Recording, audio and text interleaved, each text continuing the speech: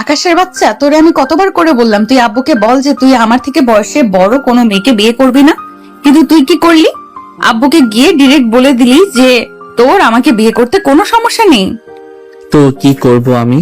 আপনি নিজে ভালো থাকার জন্য আমাকে সবার কাছে ভিলেন বানিয়ে দিচ্ছেন, আর আপনি কি ভেবেছেন আমি সেটা চুপচাপ মেনে নেব? অসম্ভব, কখনো না। তোকে তো আমি মেরেই ফেলবো। তুই জানতি না যে আমি রুদ্রকে ভালোবাসি? তাহলে তুই কেন এমনটা করলি? ভালো তো আমিও রুহিকে বাসি। আমি কি রুহিকে পেলাম? পেলাম না তো। কেন? তাহলে এখন কি করব? আমরা দুজনে তো ফেসে গেলাম। তোর মতো একটা ফাউল পোলার সাথে সারা জীবন থাকা আমার পক্ষে সম্ভব না। দেখুন, আমারও কোনো শখ নেই আপনার মতো একটা ঢঙ্গির সঙ্গে নিজেকে জড়িয়ে রাখার। আমিও এই বন্ধন থেকে মুক্তি চাই। তিথি আকাশের কথা শুনে তেলে বেগুনে জ্বলে উঠল। সে ভীষণ রেগে গেল, আপাতত কোনো রিয়াকশন দেখালো না, কারণ এখন রাগার চেয়েও ঠান্ডা মাথায় এই জটিল সমস্যা থেকে মুক্তির পথ খোঁজা বেশি জরুরি। দুজন দুজনকে পিঠ দিয়ে বিছানায় দু প্রান্তে মুখ গোমরা করে বসে পিকের মতো কিছু একটা ভাবছিল। হঠাৎ দুজনের মাথায় একই চিন্তা আসেই দুজনেই একসাথে ঘুরে বসলো। তিথি হঠাৎ করে বলে উঠল, শোনো, আমাদের পরিবারে যেহেতু আমাদের সাথে গেম খেলেছে, তাহলে আমরাও এখন পরিবারের সাথে একটা গেম খেলবো। একই কথা দুজনের মুখে একসাথে শুনে দুজনেই বেশ অবাক হলাম। কয়েক মুহূর্ত একে অপরের দিকে তাকিয়ে রইল তারা। ঠিক আছে, আইডিয়াটা যেহেতু দুজনেরই এক, তাহলে আপনি আগে বলুন আপনার প্ল্যানটা কি? না, তুই আগে বল। আরে না, লেডিস ফার্স্ট। তার উপর আপনি তো আমার সিনিয়র। বলেন বলেন, সমস্যা নেই, আমি শুনছি। তিথি বেশ বিরক্ত হলো আকাশের স্নেহর বলাতে। দাঁত কিরমির করে নিজেকে সামলে নিয়ে বলল, ঠিক আছে, শোন, আমাদের তো এখন বিয়ে হয়েই গেছে, তাই এখন হুটহাট কিছু করলে দুই পরিবারেই অশান্তি হবে। আপাতত প্ল্যান হলো আমরা বাড়ির সবার সামনে আদর্শ স্বামী স্ত্রী হওয়ার নাটক করব, কিন্তু বাড়ির বাইরে আমরা কেউ কাউকে চিনি না। আমাদের ব্যক্তিগত জীবনে কেউ কাউকে বাধা দেব না। তুই তোর মতো থাকবি, আমি আমার মতো। রাজি? আপনার আইডিয়াটা খারাপ না, তবে এই নাটক কতদিন চালানো যাবে সেটাই ভাবছি। কারণ আমার আম্মু আর আপনার আব্বু যেভাবে আমাদের উপর নজর রাখছেন, তাতে ঘরের ভেতর আলাদা থাকাটা বেশ কঠিন হবে। কঠিন হলেও আমাদের এটা করতে হবে আকাশ। আমি রুদ্রকে ছাড়া অন্য কাউকে মন থেকে মেনে নিতে পারবো না। আর তুই তো বললি তুই রুহিকে না কাকে যেন ভালোবাসিস, তাই আমাদের দুজনের ভালোর জন্য এই অভিনয়টা চালিয়ে যেতে হবে। ঠিক আছে, আজ থেকে তাহলে আমরা এই রুমের ভেতরেই দুই মেরুর বাসিন্দা। বাড়ির লোক ভাববে আমরা খুব সুখে আছি, আর আমরা আমাদের নিজের মতো বাঁচবো। কিন্তু একটা কথা, বাইরের লোকের সামনে যেন আবার ঝগড়া শুরু করে দিয়েন না, তাহলে কিন্তু সব ফাঁস হয়ে যাবে। আমাকে শেখাতে আসিস না, আমি জানি কোথায় কি করতে হয়। এখন তুই বাথরুমে যা, ফ্রেশ হয়ে আয়। এরপর আমাকে যেতে হবে। সারাদিন ওই ভারী গয়না ড্রেস পরে আমার দম বন্ধ হয়ে আসছে। আকাশ আর কথা না বাড়িয়ে বাথরুমে ঢুকে গেল। তিথি একা রুমে দাঁড়িয়ে ভাবছিল নিজের ভাগ্যের কথা। আকাশের বাবা আর তিথির বাবা খুব ভালো বন্ধু, কিন্তু আকাশদের আর্থিক অবস্থা তিথিদের মতো অতটা ভালো না। তারা মধ্যবিত্ত। তিথির আত্মীয় স্বজনরা এই নিয়ে কত কথা বলেছে, আকাশদের অবহেলা করেছে, কিন্তু তিথির বাবা বন্ধুত্বের খাতিরে দেওয়া কথা রাখতে গিয়ে আকাশের সাথে মেয়ের বিয়ে দিয়েছেন। বিয়েটা হয়েছে তিথিদের এই আলিশান বাড়িতেই। তারা এখনো এখানেই আছে। কাল সকালে আকাশদের বাড়ি যাবে। আকাশ বাথরুম থেকে বের হলে তিথি ফ্রেশ হয়ে রুমে ফিরে এলো। দেখলো আকাশ বিছানার একপাশে বালিশ দিয়ে দেওয়াল তুলে নিজের সীমানা ঠিক করে নিয়েছে। এই যে শুনুন, আপনার জন্য অর্ধেক আর আমার জন্য অর্ধেক। মাঝখানে এই বালিশের দেয়াল থাকবে, ওটা পার হওয়ার চেষ্টা করবেন না একদম। তোর ওপাশে যাওয়ার আমার বিন্দু মাত্র শখ নেই। তুই মুখ বন্ধ করে ঘুমাতো এখন।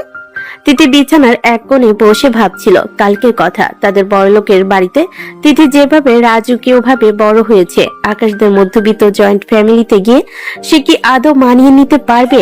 আচ্ছা আকাশ, কাল তো তোর বাড়ি যাব। শুনেছি তোরা সবাই মিলে একসাথে থাকিস। ওখানে গিয়ে এই নাটক আমি বজায় রাখবো কিভাবে?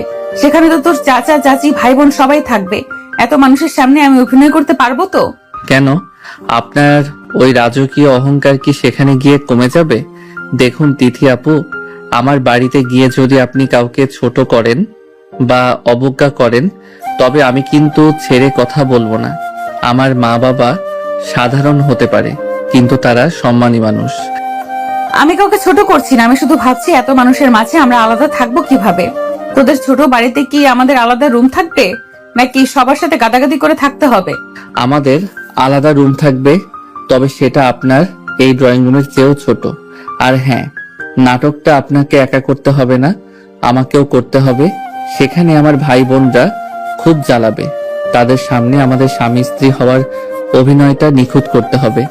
উফ, ভাবলেই মাথা গরম হয়ে যাচ্ছে। কেন যে আব্বু তোর মতো একটা গরিব ঘরের ছেলের সাথে আমার বিয়ে দিল? বিয়ের পরে খোটা দেওয়া বন্ধ করেন। আপনি যেমন ফেসেছেন আমিও তেমন ফেসেছি। এখন লাইটটা অফ করেন। আকাশ পাশ ফিরে শুয়ে পড়ল। তিথি অন্ধকার রুমের জানালার দিকে তাকিয়ে রইল। কাল থেকে এক নতুন যুদ্ধের জীবন শুরু হতে যাচ্ছে তার জন্য। একদিকে ভালোবাসার মানুষকে হারানোর কষ্ট, আর অন্যদিকে এক সাধারণ মধ্যবিত্ত পরিবারে গিয়ে নতুন করে মানিয়ে নেওয়ার চ্যালেঞ্জ। সকালের মিষ্টি রোদ জানালা দিয়ে তিথির মুখে এসে পড়তেই তার ঘুমটা ভেঙে গেল। পাশে তাকিয়ে দেখলো আকাশ বিছানে নেই। কাল রাতে সেই বালিশের দেওয়ালটা একপাশে পড়ে আছে। তিথি মনে পড়লো কাল রাতে সে আর আকাশ একটা অদ্ভুত চুক্তিতে এসেছে যে তারা পরিবারের সামনে সুখী হওয়ার অভিনয় করবে। তাড়াতাড়ি ফ্রেশ হয়ে সুন্দর একটা শাড়ি পরে তিথি নিচে নেমে গেল। ডাইনিং টেবিলে গিয়ে দেখলো বিশাল আয়োজন। সেখানে আকাশের বাবা মা, তিথির বাবা মা আর তিথির ছোট বোন তিয়াসে বসে গল্প করছে। আকাশ আগে থেকে সেখানে বসে সবার সাথে হাসি মুখে কথা বলছিল। এই তো আমাদের বড় মা চলে এসেছেন। এসো মা, এখানে বসো। আকাশ তো অনেকক্ষণ আগেই নেমেছে, তোমার জন্য আমরা সবাই অপেক্ষা করছি। আসলে কাল রাতে ধকল তো, তাই ঘুমটা ঠিক মতো হয়নি আব্বু, একটু বেশি দেরি হয়ে গেল বোধহয়। আমি তো তোমাকে ডাকতে চেয়েছিলাম তিথি, কিন্তু তুমি এত শান্তিতে ঘুমাচ্ছিলে যে ডাকতে একদম ইচ্ছা করলো না। ভাবলাম একটু বেশি ঘুমালে তোমার শরীরের ক্লান্তিটা কাটবে। এই নাও, আগে একটু পানি খেয়ে নাও। থাক থাক, তোমাকে আর এত মায়া দেখাতে হবে না, আমি ঠিক আছি। পানি আমি নিজেই নিতে পারবো। ও মা, দুলাভাই তো দেখছি বিয়ের একদিনেই আপুর প্রেমে হাবুডুবু খাচ্ছেন। আপু, তোমার কপাল তো খুব ভালো, এমন যত্নশীল জামাই সচরাচর পাওয়া যায় না। দুলাভাইয়ের নজর তো দেখছি তোমার উপর থেকে সরছেই না।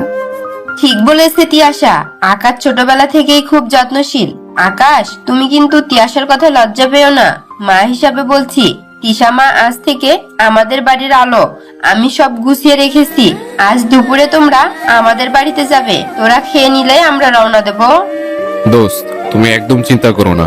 তিথি আমার বন্ধুর মেয়ে হলেও আজ থেকে সে আমার নিজের মেয়ে। আমাদের বাড়িটা হয়তো তোমার এই প্রাসাদের মতো অত বড় না, কিন্তু সেখানে ভালোবাসার কোনো অভাব হবে না। আমি নিজে ওকে আগলে রাখবো। জানি দোস্ত, তোমার উপর আমার পুরো ভরসা আছে বলেই আকাশের হাতে মেয়েকে দিয়েছি। কিন্তু আকাশ, একটা কথা মনে রেখো, তিথি কিন্তু আমার আদরের আর বড় বিলাসিতায় বড় হয়েছে। ও হয়তো অনেক কিছুই বোঝে না। ওর যদি কোনো ভুল হয় তুমি সেটা বড় মন নিয়ে সামলে নিও। আপনি একদম ভাববেন না আঙ্কেল, তিথি এখন আমার জীবন সঙ্গিনী। ওর ভালো মন্দ সব এখন আমার দায়িত্ব। আমি কথা দিচ্ছি ওকে কোনোদিন কোনো কষ্ট পেতে দেব না, তাই না তিথি? আমরা তো সবসময় একে অপরের পাশে থাকবো। হ্যাঁ আব্বু, আকাশ তো আমাকে খুব বোঝে, তোমরা চিন্তা করো না, আমি ঠিক মানিয়ে নিতে পারবো। আকাশের পরিবারের সবাই তো আমার চেনা, তাই খুব একটা সমস্যা হবে না। হাসি মুখে থাকলো তিথির ভেতরে ভেতরে ভীষণ অস্বস্তি হচ্ছিল। সে তিয়াশার দিকে তাকিয়ে দেখলো সে বারবার ইশারা করতে তাদের হাসাহাসি করছে। তিথি সুযোগ বুঝে সবাল অলক্ষ্যে টেবিলে নিচ দিয়ে আকাশের পায়ের উপর নিজের হিল জুতো দিয়ে জোরে একটা চাপ দিল। উফ, আহ, কি হলো বাবা আকাশ, অমন শব্দ করলি কেন? শরীর খারাপ লাগছে? না না মা, আসলে মনে হয় টেবিলের ওই কোণাটায় পায়ে খুব জোরে লেগেছে। হাড়ের উপর লেগেছে তো, তাই একটু বেশি ব্যথা লেগেছে। কিছু না, ঠিক হয়ে যাবে। ও মা, তাই নাকি? খুব বেশি লেগেছে? সাবধানে থেকো আকাশ, চোট পেলে তো আমারই সবচেয়ে বেশি কষ্ট হবে। এই তো একটু আগে বললে একে অপরের খেয়াল রাখবো, আর এখনই নিজের খেয়াল রাখছো না।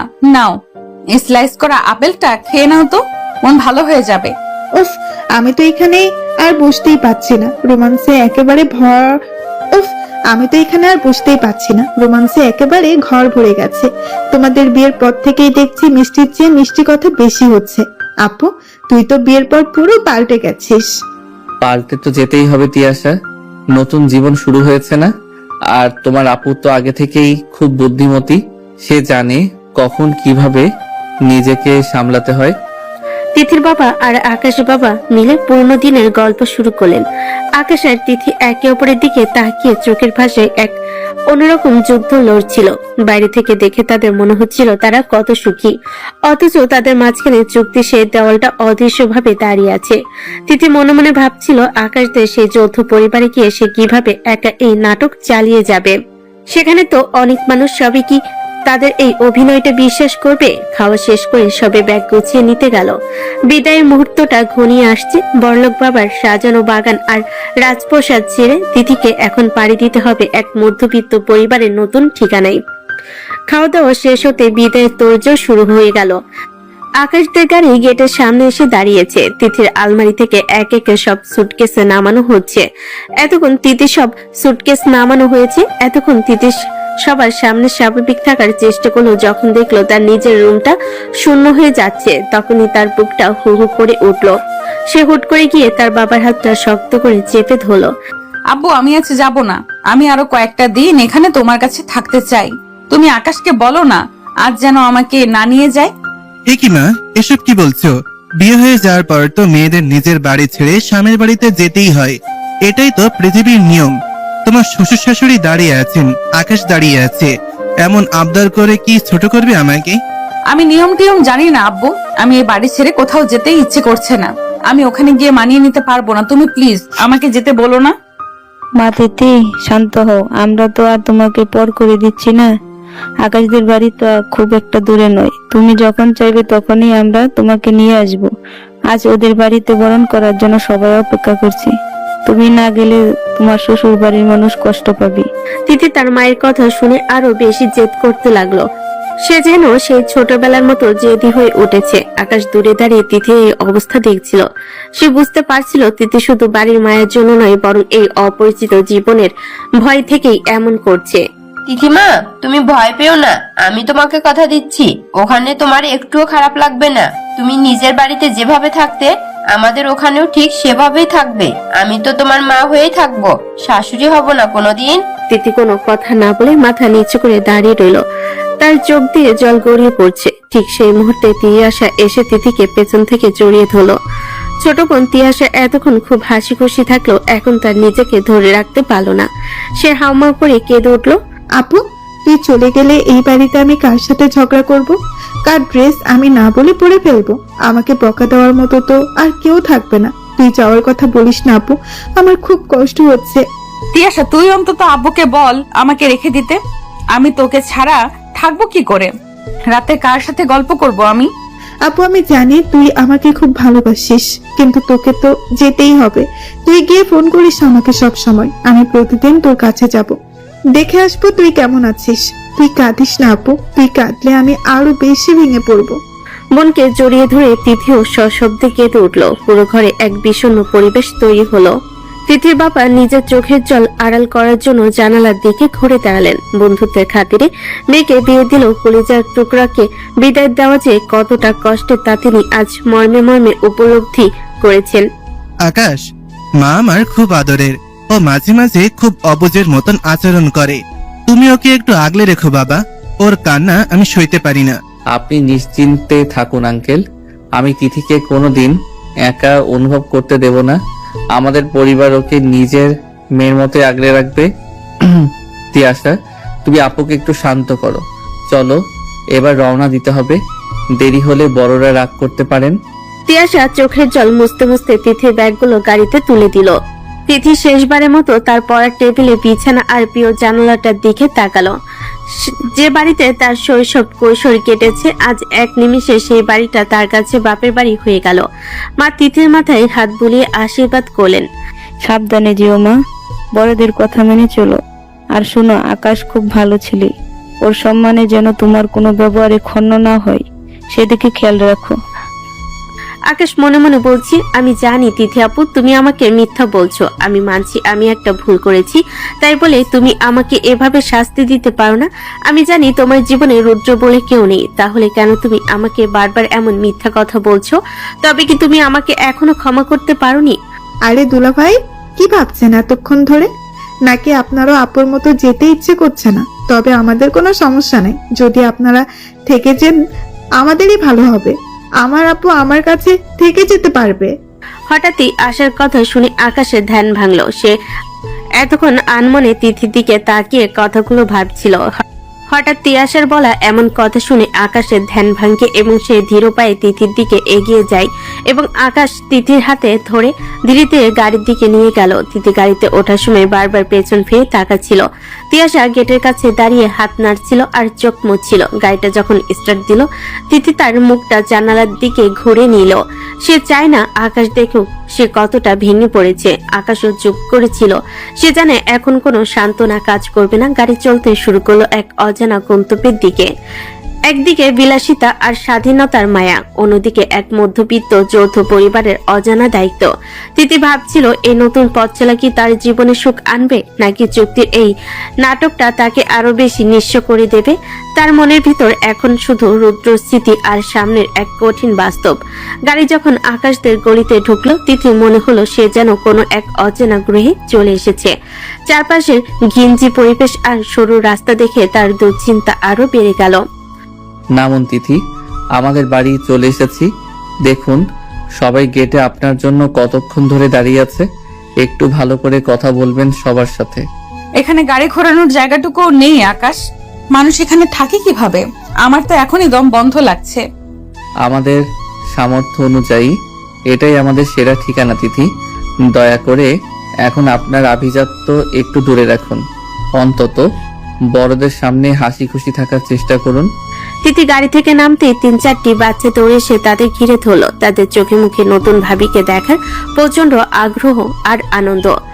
ওরে দেখ, বড় ভাই নতুন ভাবিকে নিয়ে এসেছে। ভাবি কত সুন্দর দেখতে, দেখেছিস? ঠিক যেন টিভির হিরোইন। হ্যাঁ শুভ, ভাবির গায়ের রং দেখেছিস? একদম ধপধপে ফর্সা।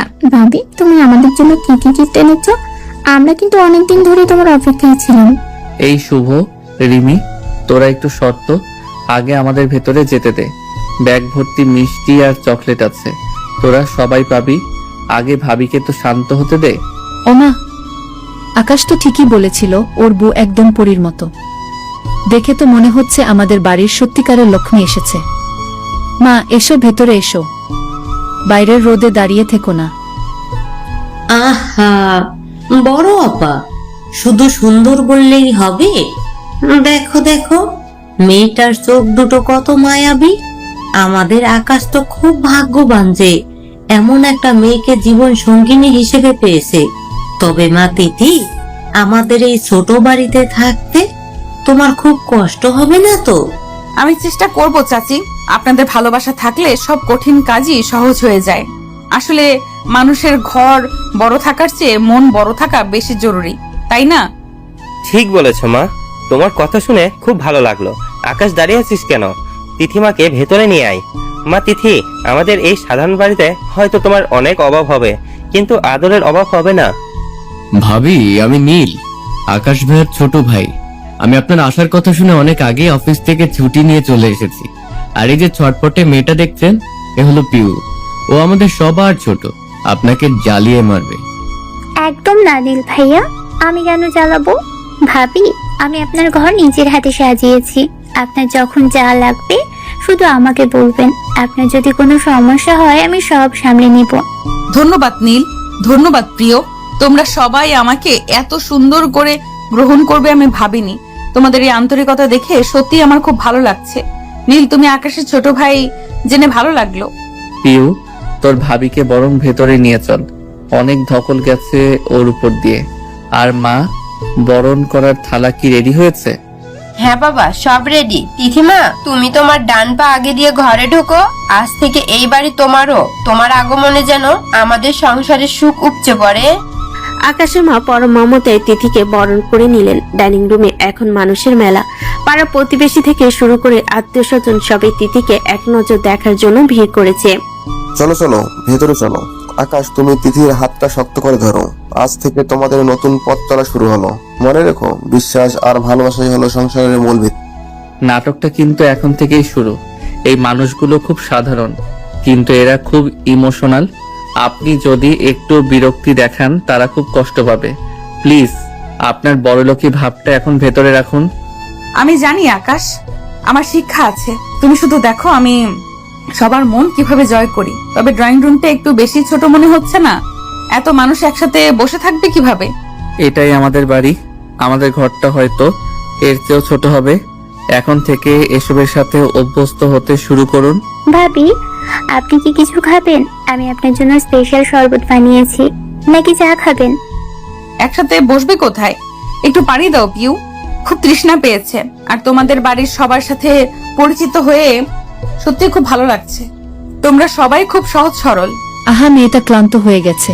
আকাশ, তুই আগে ওকে ঘরে নিয়ে যা, ফ্রেশ হয়ে একটু জিরিয়ে নিক, তারপর সবাই মিলে প্রাণ খুলে গল্প করা যাবে। রাতের খাবারের আগে তোকে একটু ওর দেখাশোনা করতে হবে। তিথি আকাশের হাত ধরে ধীর পায়ে তাদের নির্ধারিত ঘরের দিকে এগিয়ে গেল। রুমটা ছোট হলেও বেশ পরিপাটি করে সাজানো। তিথি মনে মনে ভাবছিল, এই ছোট্ট ঘরে আকাশের সাথে রাত কাটানো কি তার সম্ভব? তার উপর বাড়ির সবার কৌতূহলী নজর তো আছেই। চুক্তির শর্তগুলো মেনে চলা কি আসলে অত সহজ হবে? আকাশ আর তিথি ঘরে ঢোকার কিছুক্ষণ পরে সেখানে এক উৎসবের আমেজ তৈরি হলো। আকাশদের পরিবারের শহরের চাকচিক্য না থাকলেও গ্রামের মানুষের মতো এক অদ্ভুত আন্তরিকতা আছে। তিথিকে বসিয়ে রেখে বাড়ির মহিলারা আর পাড়ার লোকজন যেন এক আনন্দ মেলায় মেতে উঠলেন। ভাবি, আপনি খাটে একটু আরাম করে বসুন তো। আমি আপনার জন্য তালের পিঠা আর নারিকেলের নাড়ু নিয়ে আসছি। মা একদম নিজের হাতে আজ ভোরবেলা এগুলো আপনার জন্য বানিয়ে রেখেছে। এত কিছু আমি একেবারে খেতে পারবো না প্রিয়, তুমি বরং সবাইকে নিয়ে আসো, আমরা সবাই মিলে একসাথে খাই। ওমা, খাবে না কেন মা? তুমি আমাদের বাড়ির নতুন লক্ষ্মী, আজ তোমাকে পেট ভরে খেতে হবে। এই যে দেখো, পাড়ার রহিমা আর সখিনাও এসেছে তোমাকে দেখতে। ওরা তোমার জন্য একদম তাজা গাঁদা ফুলের মালা গেঁথে এনেছে। ছোট ভাইয়ের বউটা মাশাআল্লাহ একদম চাঁদের টুকরো। ভাবি, আমাদের এই ছোট ঘরে বসতে আপনার খুব কষ্ট হচ্ছে না তো?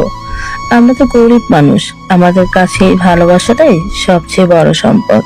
না না ভাবি, আপনারা এইভাবে বলবেন না। আমার একটুও কষ্ট হচ্ছে না, বরং আপনাদের এই সুন্দর ব্যবহার দেখে আমার মনটা ভরে গেছে। আমাদের অত বড় বাড়িতে কখনো এত মানুষ একসাথে বসে গল্প করে না। আমার কাছে এটা একদম নতুন অভিজ্ঞতা। ভাবি, তুমি কি আমাদের সাথে মার্বেল খেলবে? দেখো আমার কাছে কতগুলো মার্বেল আছে। আমি জানি তুমি অনেক বড় লোক, কিন্তু তুমি কি জানো মার্বেল দিয়ে কিভাবে টেপ মারতে হয়? ধুর শুভ, ভাবি এখন মার্বেল খেলবে কেন? ভাবি, তুমি বরং আমাদের সাথে পুতুল খেলো। দেখো, আমি কাপড় দিয়ে একটা নতুন পুতুল বানিয়েছি। আজ রাতে ওটার বিয়ে দেব। তুমি হবে আমাদের পুতুলের শাশুড়ি মা। আমি পুতুলের শাশুড়ি হব? আচ্ছা ঠিক আছে, তোমাদের পুতুলের বিয়েতে আমি অনেকগুলো গয়না দিব। তুমি এখনই যাও, বিয়ের সব আয়োজন করো, আমি তোমাদের সাথেই থাকবো। বাচ্চাদের সাথে তিথির এই সহজ মেলামেশা দেখে আকাশ দরজার আড়ালে দাঁড়িয়ে মনে মনে বেশ অবাক হলো। সে ভাবতে পারেনি যে জেদি আর আভিজাত্যে ঘেরা তিথি এভাবে সাধারণ বাচ্চাদের সাথে মাটিতে বসে খেলা করতে শুরু করবে। আকাশের ঠোঁটের কোণে এক চিলতে হাসি ফুটে উঠল। কিরে শুভরিমি, তোরা কি আমার বৌমাকে একটুও জিরোতে দিবি না? তিথিমা, তুমি কিন্তু একদম লজ্জা পেও না। এই বাচ্চারা আর পাড়ার মানুষগুলো তোমাকে অনেক আপন করে নিয়েছে। আমাদের এই পাড়ায় কেউ কাউকে পর ভাবে না। মা, আপনি চিন্তা করবেন না, তিয়াশা থাকলে ও খুব খুশি হতো। ও এই ছোট বাচ্চাদের সাথে খেলা করতে খুব পছন্দ করে। আমাদের সবাই যেভাবে স্পেশাল কেউ হিসেবে বরণ করে নিয়েছে, তাতে আমি সত্যিই খুব অবাক হয়েছি। আমার মনেই হচ্ছে না আমি নতুন কোথাও এসেছি। শোনো পাড়ার লোকজন, আমাদের নতুন বউ কিন্তু শুধু সুন্দর না, ওর কথাগুলো অনেক মিষ্টি। এই যে শুভ রিমি, তোমরা এখন যাও তো বাবা, ভাবিকে একটু ফ্রেশ হতে দাও। রাতে যখন উঠোনে মাদুর পেতে সবাই মিলে গল্প করব, তখন ভাবি তোমাদের সাথে বসবেন। ঠিক আছে ছোট চাচি, আমরা এখন যাচ্ছি। ভাবি, তুমি কিন্তু আসবে। আমি তোমার জন্য গাছ থেকে বড় বড় বাতাবি লেবু পেড়ে রেখেছি, রাতে আমরা সবাই মিলে মাখিয়ে খাবো। নিশ্চয়ই আসবো শুভ, তোমরা গিয়ে প্রস্তুতি নাও, আমি ফ্রেশ হয়েই আসছি। বাচ্চারাও হইচই করতে করতে ঘর থেকে বেরিয়ে গেল। আকাশের বড় চাচি আর রহিমা ভাবিও তিথিকে প্রাণ ভরে দোয়া করে দিলেন। ঘরের ভেতর এখন শুধু আকাশ আর তিথি। আকাশ এগিয়ে এসে টেবিলের উপর থেকে এক গ্লাস শরবত তুলে তিথির দিকে বাড়িয়ে দিল। সত্যি বলতে, আপনার এই রূপটা দেখে আমি রীতিমতো টাসকি খেয়েছি। আমি ভেবেছিলাম আপনি সবার সাথে মুখ ঘুরিয়ে কথা বলবেন বা আমাদের এই পরিবেশ দেখে বিরক্ত হবেন।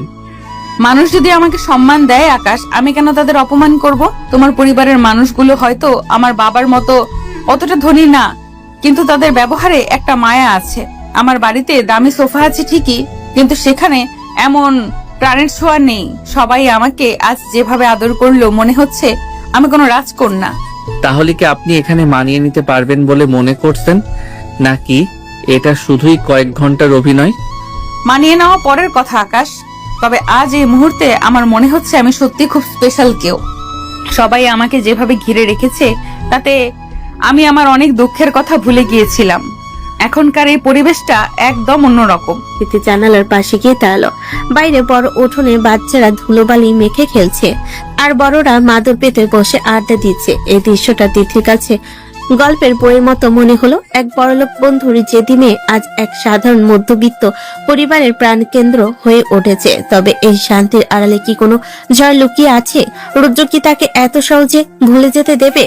সন্ধ্যা নামের সাথে সাথে আকাশদের বাড়ির উঠানটা এক অন্যরকম রূপ নিল। মাঝখানে একটা বড় মাদুর পাতা হয়েছে, হারিকেন আর চাঁদের আলোর মিশলে এক মায়াবী পরিবেশ তৈরি হয়েছে। পাড়ার ছোট বড় সবাই সেখানে এসে জড়ো হয়েছে। তিথি একটা সাধারণ সুতি শাড়ি পরে সবার মাঝে এসে বসলো। ভাবি, এই দেখো আমি বাতাবি লেবু নিয়ে এসেছি। এখন কাসুন দিয়ার কাঁচামরিচ দিয়ে এটা মাখানো হবে। তুমি কিন্তু ঝাল খেতে পারো তো? ঝাল আমি খুব একটা খেতে পারি না শুভ, কিন্তু আজ তোমাদের সাথে একটু চেষ্টা করে দেখব। পাড়া সবাই শোনো, আজ কিন্তু আমাদের নতুন বউয়ের হাতের মাখানো খেতে হবে। তিথিমা, তুমি কি পারবে এই লেবুটা একটু মাখিয়ে দিতে? আমাদের পাড়ায় একটা নিয়ম আছে, নতুন বউয়ের হাতের মাখা খেলে নাকি সংসারে বরকত আসে। ছোট চাচি, আপনি তিথি আপুকে এসব কি বলছেন? উনি কি কখনো এসব কাজ করেছেন? উনার হাত জ্বালা করবে, বরং নীলকে বলো ও মাখিয়ে দিক। আকাশের মুখ থেকে তিথি আপু ডাকটা শুনে যেন পুরো ওঠান নিস্তব্ধ হয়ে গেল। বাড়ির বড়রাও বড় বড় চোখ করে আকাশের দিকে তাকালে আকাশ বুঝতে পারলো সে বড় একটা ভুল করে ফেলেছে। একই আকাশ, তুই তোর বউকে আপু বলছিস কেন? তোর মাথা ঠিক আছে তো? বিয়ের আগেও তোর বড় ছিল ঠিক আছে, কিন্তু বিয়ের পর ও তোর অর্ধাঙ্গিনী। তিথি আপু আবার কি? হ্যাঁ আকাশ, এটা কেমন কথা? তুমি তিথির স্বামী হিসেবে তোমার বয়সের চেয়ে তার বয়স বেশি হলেও এখন তোমাদের সম্পর্ক একদম ভিন্ন। তুমি ওকে নাম ধরে ডাকবে। এসব আপুটাপু বলে আমাদের ছোট করো না তো বাপু। না মা, আসলে অভ্যাসবশত বলে ফেলেছি। ঠিক আছে, আর হবে না। একটু হেসে পরিস্থিতি সামলে নিয়ে তিথি আবার বলে উঠল, থাক না মা, ও হয়তো মজা করে বলেছে। আমি তো ওকে বলেছি ওসব নিয়ে চিন্তা না করতে। আকাশ বরং লেবুর মশলাটা ঠিক করো। সবার অনুরোধে তিথি আর না করতে পারলো না। তিথি যখন হাত দিয়ে লেবু মাখতে শুরু করলো তখন সবাই অবাক হয়ে তার দিকে তাকিয়ে রইল। রাতের নিস্তব্ধতা সবার অনুরোধে সে হালকা গলায় একটি রবীন্দ্রসঙ্গীত ধরল। আমারও পরানো যাহা চাই, তুমি তাই, তুমি তাই গো। আমারও পরানো যাহা চাই, তোমা ছাড়া আর এ জগতে মোর কেহ নাই, কিছু নাই গো। তিথি সুরেলা কণ্ঠ উঠানের চারিদিকে ছড়িয়ে পড়লো। গান গাইতে গাইতে তিথি এক পলক আকাশের দিকে তাকালো। দেখলো আকাশ স্থির দৃষ্টিতে তার দিকে তাকিয়ে আছে। সেই চাহনিতে আজ কোনো রাগ নেই, বরং এক অজানা মুগ্ধতা কাজ করছে। ভাবি, আজ আপনার গানে আমাদের পুরো পাড়া ধন্য হয়ে গেল। এবার চলুন সবাই মিলে লেবু মাখাটা শেষ করি। মা, তুমি বিকেলে সেই গরম পিঠাগুলো নিয়ে আসো তো। এই তো নিয়ে আসছি বাবা। তিথিমা, তোমার হাতটা তো নিশ্চয়ই জ্বলছে। যাও আকাশকে নিয়ে হাতটা ধুয়ে এসো, আমি সবাইকে খাবার দিচ্ছি। তিথি যখন কলের পারে হাত ধুতে গেল তখন আকাশ তার পেছনে পেছনে এলো। তিথির ফর্সা হাত তখন মরিচের ঝালে একদম লাল হয়ে আছে। আকাশ হুট করে তিথির হাতটা ধরে ফেল। এ কি আকাশ, কি করছো? ছাড়ো, কেউ দেখে ফেলবে তো। আর বাড়ির সবার সামনে ওভাবে আপু বলে ডাকলে কেন? আমার তো লজ্জায় মাথা কাটা যাচ্ছিল। সরি, আসলে অভ্যাস তো হুট করে মুখ দিয়ে বেরিয়ে গেছে। চুপ করে থাকুন এখন। হাতটা যেভাবে লাল হয়েছে তাতে কিছুক্ষণ পর আপনি ব্যথায় অস্থির হয়ে যাবেন। এই যে নিন, একটু সরিষার তেল লাগিয়ে দিচ্ছি, এতে জ্বালা কমবে। তুমি আমার এত যত্ন করছো কেন? আমাদের মধ্যে তো চুক্তি হয়েছিল যে আমরা কেউ কারো ব্যক্তিগত বিষয়ে নাক গলাবো না। চুক্তি তো থাকবেই, কিন্তু আমার বউয়ের হাত জ্বালা করবে আর আমি চেয়ে চেয়ে দেখবো। মা দেখলে তো আমার হাড় একটাও আস্ত রাখবে না।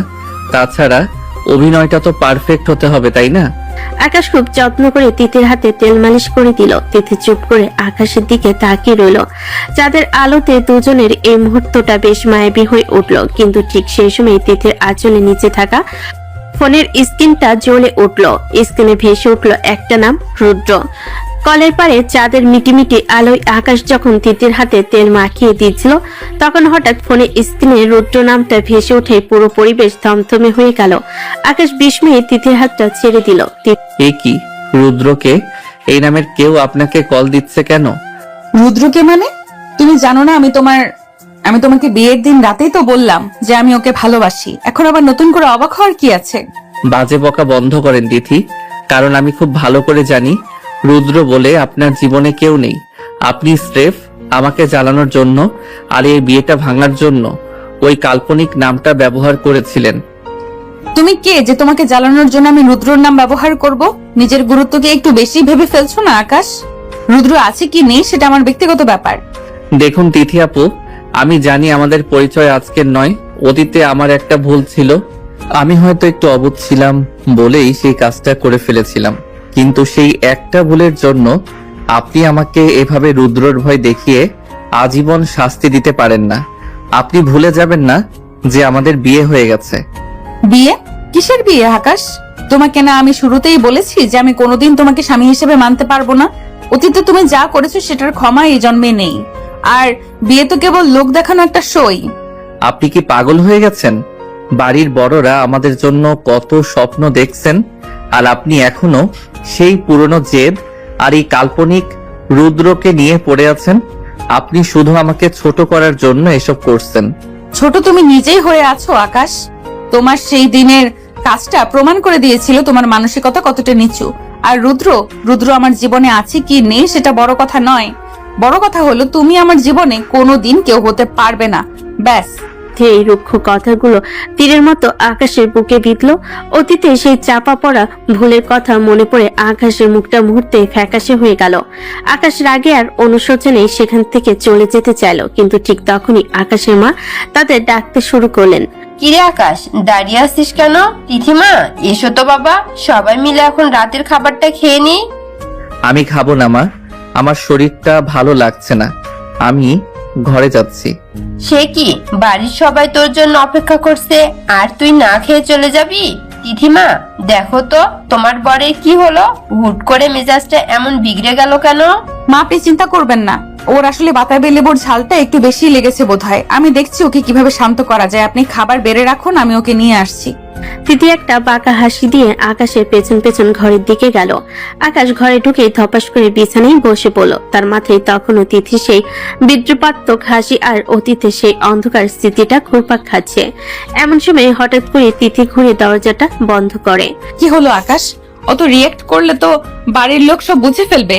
নাটকটা তো ঠিক মতো চালাতে হবে নাকি? বাইরে গিয়ে তো ভালোই দরদ দেখাচ্ছিলে, এখন ঘরে এসে মুখ শুকিয়ে বসে আছো কেন? আপনি একটা অদ্ভুত মানুষ তিথি। একদিকে সবার সামনে আদর্শ বউ হওয়ার অভিনয় করছেন, আর অন্যদিকে আমাকে ওভাবে পুরনো কথা মনে করিয়ে অপমান করছেন। রুদ্রর ফোন কেন এসেছিল সেটা পরিষ্কার করে বলুন। বলবো না, আমার যা খুশি আমি করব। তুমি বরং বালিশের দেওয়ালটা ঠিক করো। আজ রাতে আমি শান্তিতে ঘুমাতে চাই। রুদ্রের সাথে কথা বলে আমার মনটা এখন খুব ভালো। তোমার মতো একজনের পাশে শুয়েও যে রুদ্রের কথা ভেবে আমি আনন্দ পাই, এটাই তোমার বড় শাস্তি। তিথি ইচ্ছে করে কথাটি বলল আকাশকে আরো পোড়ানোর জন্য। আকাশ দাঁত কিরমির করে তিথির দিকে তাকিয়ে রইল। অতীতে সেই ভুলের মাসুল তাকে এভাবে দিতে হবে সেটা সে কখনো ভাবেনি। ঘরের ভেতর এক থমথমে নীরবতা বিরাজ করছে।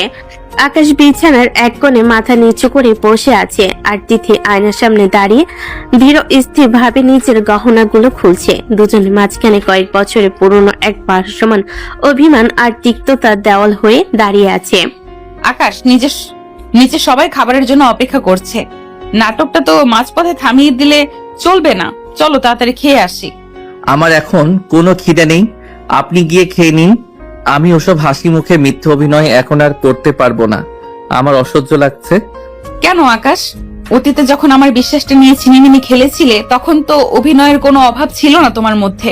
সেই দিন যখন তিয়াশার সামনে তুমি আমাকে সবার কাছে ছোট করেছিলে তখন তো তোমার বুক একবারও কাঁপেনি। আজ কেন তো দুর্বল হয়ে পড়ছো?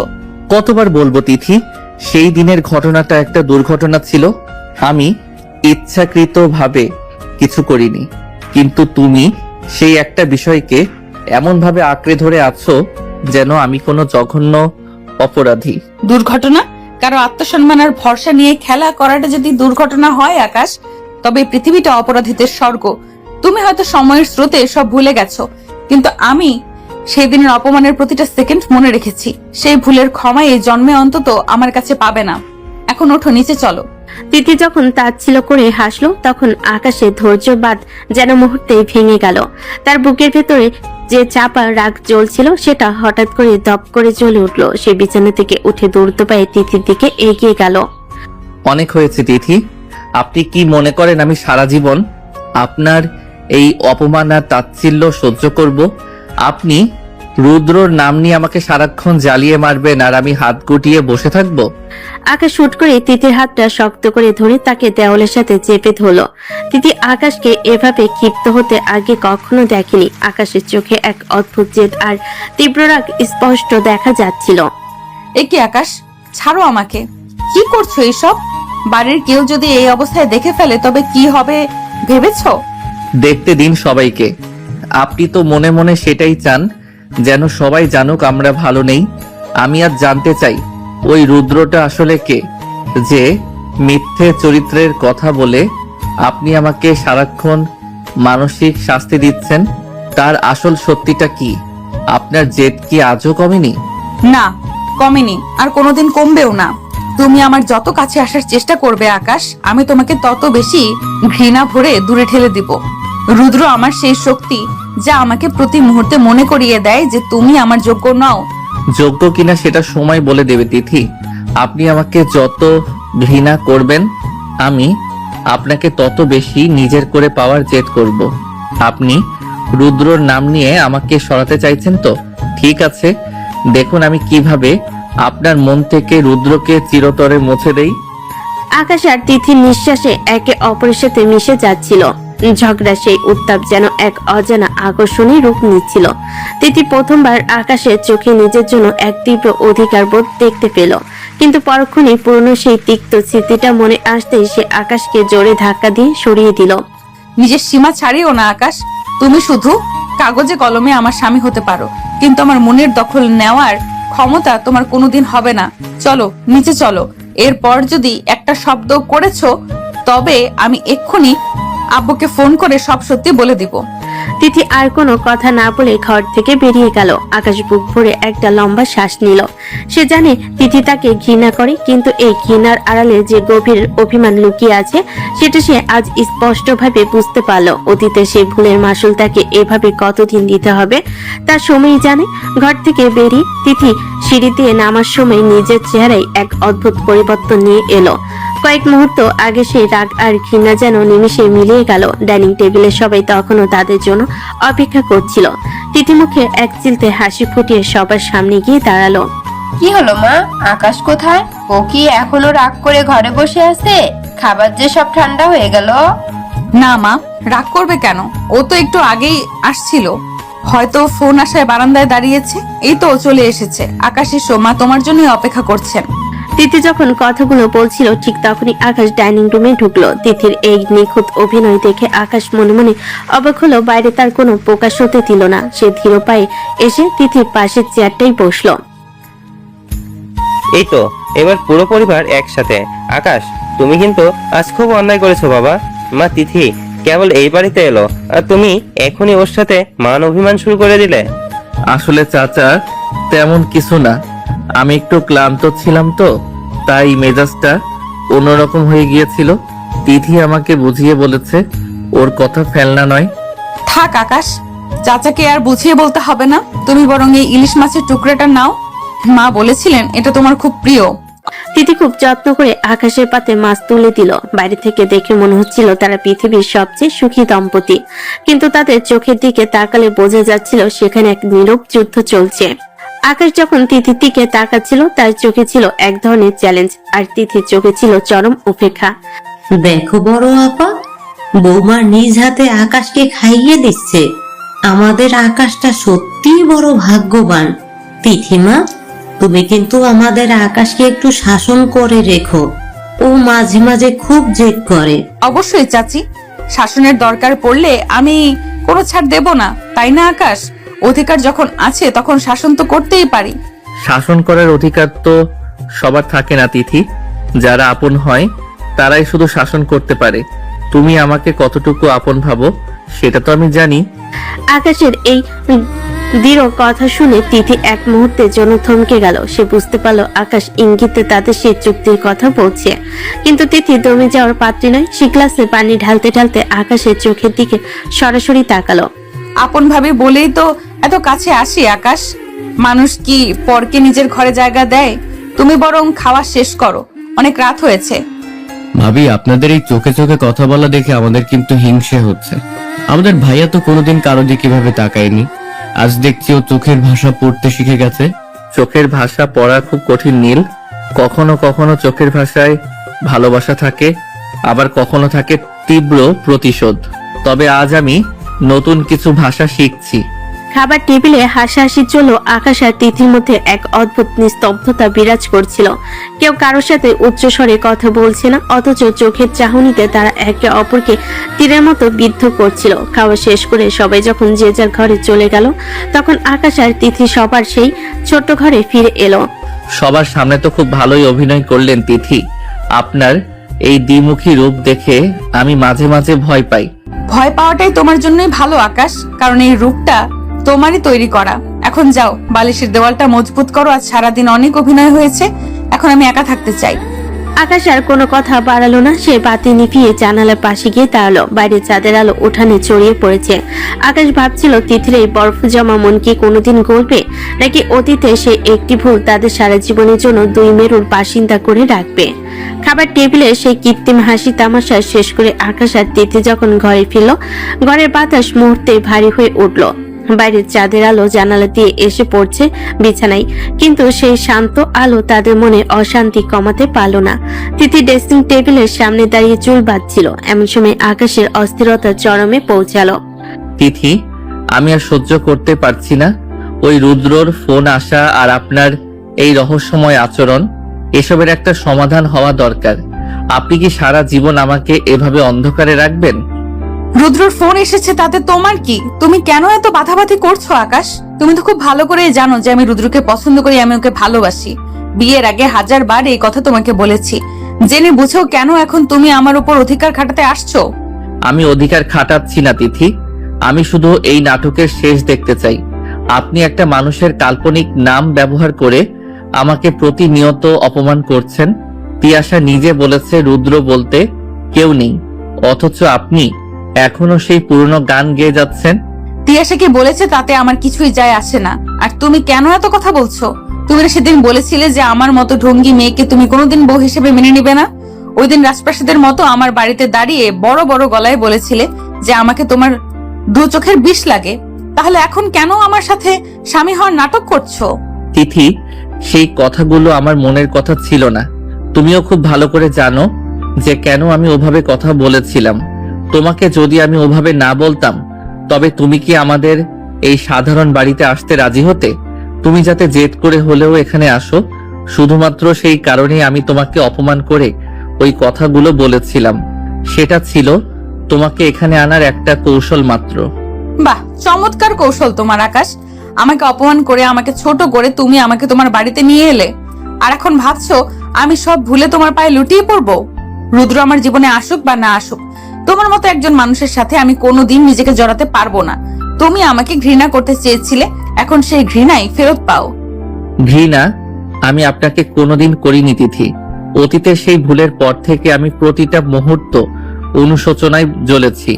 আমি চেয়েছিলাম এই বিয়ের ওসিলায় যদি আমাদের দূরত্বটা একটু কমে, কিন্তু আপনি তো রুদ্র নামের এক দেওয়াল তুলে রেখেছেন আমাদের মাঝে। দেওয়াল আমি তুলিনি আকাশ, দেওয়াল তুমি তুলেছিলে সেই দিন, যেদিন তুমি আমার ভরসা ভেঙেছিলে। এখন কেন রুদ্রর ফোন দেখে তোমার তো জ্বলছে? তুমি কি জেলাস ফিল করছো? তুমি কি সহ্য করতে পারছো না যে অন্য কেউ আমার খোঁজ নিচ্ছে? জেলাস? আমি কেন জেলাস হব? আমি শুধু চাই না আমার পরিবারের সামনে আমাদের এই মিথ্যাটা ধরা পড়ুক। মা আপনাকে কত ভালোবাসেন দেখেছেন, ওনার সেই ভালোবাসা কি আপনার মনে একটু দাগ কাটে না? মায়ের ভালোবাসা আমি বুঝি আকাশ, কিন্তু তোমার প্রতি আমার কোনো টান নেই। তুমি নিজের চরকায় তেল দাও। রুদ্র যদি আজ রাতেও আমাকে 10 বার ফোন দেয়, তুমি একটা শব্দ করতে পারবে না। মনে রেখো, আমরা এখানে শুধু একটা চুক্তির খাতিরে আছি। তিথির এই জেদি কথাগুলো আকাশকে আরো নিরুপায় করে তুলল। আকাশ জানালার গ্রিল ধরে বাইরের অন্ধকারের দিকে তাকিয়ে রইল। সে বুঝতে পারছে তিথি তাকে শাস্তি দেওয়ার জন্য রুদ্র নামক ঢাল হিসেবে ব্যবহার করছে, কিন্তু সে পুরনো ফুলের দোহাই দিয়ে তিথি নিজেকে যে কষ্টের সাগরে ডুবিয়ে রাখছে সেটা আকাশ কিভাবে তাকে বোঝাবে? ঠিক আছে তিথি, আপনার যা খুশি আপনি করুন, আমি আর বাধা দেব না। কিন্তু মনে রাখবেন, মিথ্যের উপর দাঁড়িয়ে থাকা এই পাহাড়টা যেদিন ধসে পড়বে সেদিন আপনি নিজেকে সামলাতে পারবেন না। আর রুদ্র, আমি খুব শীঘ্রই খুঁজে বের করব এই রুদ্রর আড়ালে কে লুকিয়ে আছে।